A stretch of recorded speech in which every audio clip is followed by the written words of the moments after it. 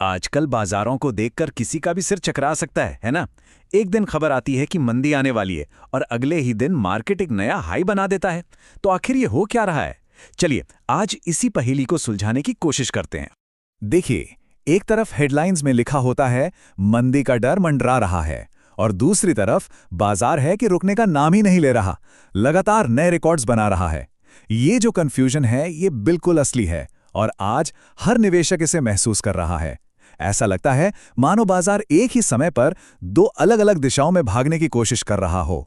देखिए, यहां हमारा मकसद भविष्य की कोई भविष्यवाणी करना नहीं है, बिल्कुल नहीं। मकसद तो बस उन अलग अलग और अक्सर एक दूसरे से बिल्कुल उलट कहानियों को समझना है जो बाजार हमें एक साथ सुनाने की कोशिश कर रहा है।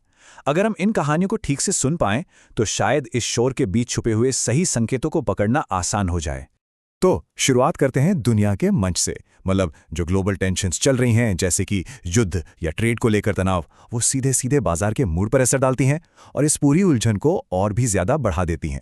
तो आज हर निवेशक के दिमाग में जो सबसे बड़ा सवाल घूम रहा है वो ये है कि दुनिया भर में जो ये लड़ाइयाँ और अस्थिरता चल रही है, क्या मार्केट ने इसके रिस्क को पहले ही पचा लिया है? मतलब प्राइस में एडजस्ट कर लिया है या फिर अभी और झटके लगने बाकी हैं? सच कहूं तो ये $1 मिलियन का सवाल है जिसका जवाब बाजार हर रोज ढूंढ रहा है।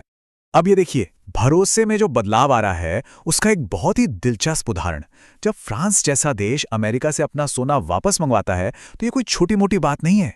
ये एक बड़े ट्रेंड का इशारा है कि अब देश दुनिया की पारंपरिक फाइनेंशियल व्यवस्था पर सवाल उठा रहे हैं और अपनी संपत्ति पर सीधा कंट्रोल चाहते हैं। और यहीं से एक बहुत जरूरी कॉन्सेप्ट निकल कर आता है, डी-डॉलरीकरण। सीधे सादे शब्दों में कहें तो दुनिया अब अमेरिकी डॉलर पर अपनी निर्भरता कम कर रही है।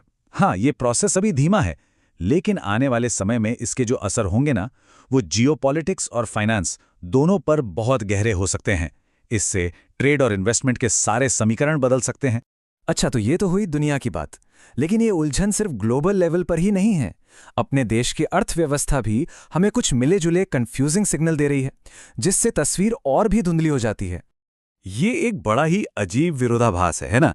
एक तरफ तो सुनने में आता है कि बड़ी बड़ी टेक और मीडिया कंपनियों में जमकर छंटनी हो रही है, और वहीं दूसरी तरफ मैन्युफैक्चरिंग जैसे कई सेक्टर्स हैं जो कह रहे हैं कि भाई काम करने के लिए लोग ही नहीं मिल रहे हैं।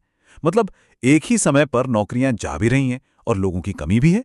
ये कैसे हो सकता है भला? और ये सिर्फ एहसास या फीलिंग की बात नहीं है, आंकड़े भी यही कहानी कह रहे हैं। कंपनियों के मुनाफे की ग्रोथ, जिसे ईपीएस ग्रोथ कहते हैं, उसके अनुमानों को ही देख लीजिए। पहले अनुमान था कि ये 14% बढ़ेगी, फिर उसे घटाकर 11% किया गया और अब तो बात सिर्फ 8.5% पर आ गई है। ये साफ साफ दिखाता है कि इकोनॉमी में भरोसा कैसे धीरे धीरे कम हो रहा है। तो अब आते हैं सबसे अहम सवाल पे। इन सब ग्लोबल और इकोनॉमिक कंफ्यूजन्स का एक आम निवेशक के लिए क्या मतलब है? मतलब हम जैसे लोगों के जो इन्वेस्टमेंट के फैसले हैं, उन पर इसका क्या असर पड़ता है? जब भी माहौल ऐसा अनिश्चित होता है तो ये सवाल हमेशा उठता है, क्या पैसा इक्विटी से निकालकर सोने जैसी सुरक्षित मानी जाने वाली चीज में लगा देना चाहिए? ये वही सदियों पुरानी बहस है, ग्रोथ बनाम सेफ्टी। और आज के समय में ये सवाल पहले से कहीं ज्यादा जरूरी हो गया है। इसी तरह का एक और प्रैक्टिकल सवाल है जो बिजनेस की दुनिया की सोच को दिखाता है। जब भविष्य का कुछ पता ना हो तो क्या किसी को दुकान खरीदने जैसा बड़ा लॉन्ग टर्म इन्वेस्टमेंट करना चाहिए या फिर किराए पर रहकर फ्लेक्सिबल बने रहना ज्यादा बेहतर है?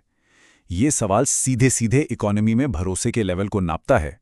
तो चलिए, अब तक हमने जितनी भी अलग अलग और उलझी हुई बातें की हैं, उन सबको एक साथ जोड़कर देखते हैं और समझने की कोशिश करते हैं कि इस पूरे शोर का आखिर मतलब क्या है।